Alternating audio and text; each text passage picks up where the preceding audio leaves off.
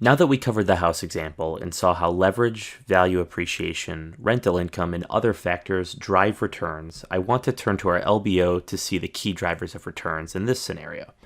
To start, by far, the greatest driver of returns is buying at an attractive value.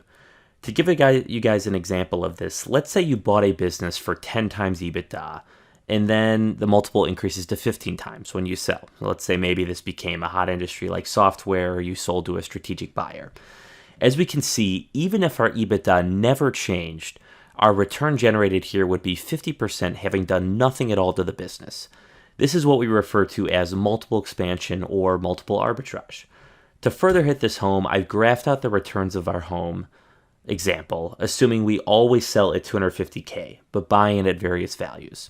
As you can see here, the cheaper we buy, the higher our returns are, and they drop off pretty quickly as we pay more at entry.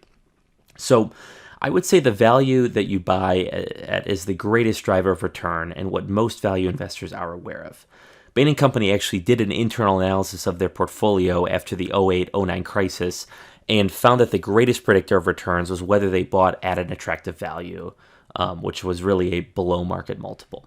Now, let's say we don't have the benefit of multiple expansion. So another way to drive returns is by growing the business through operational improvements or cost cutting in order to inflate EBITDA.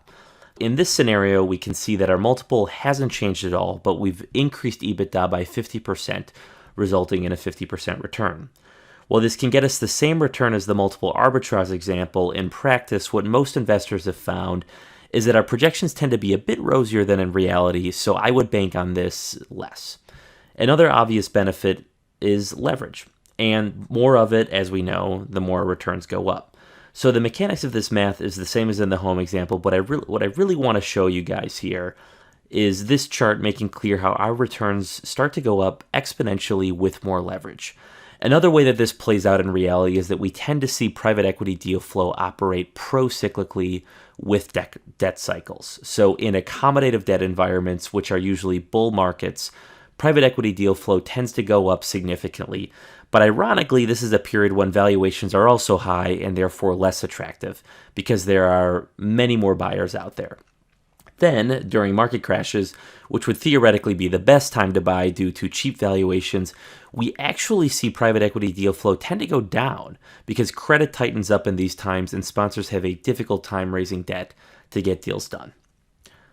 Lastly, one other factor that can enhance returns is the timing of our exit and receipt of cash flows. The sooner we get our money out, the higher our returns are. To show you how this works, we will now turn to IRR, which will be covered in the next lesson.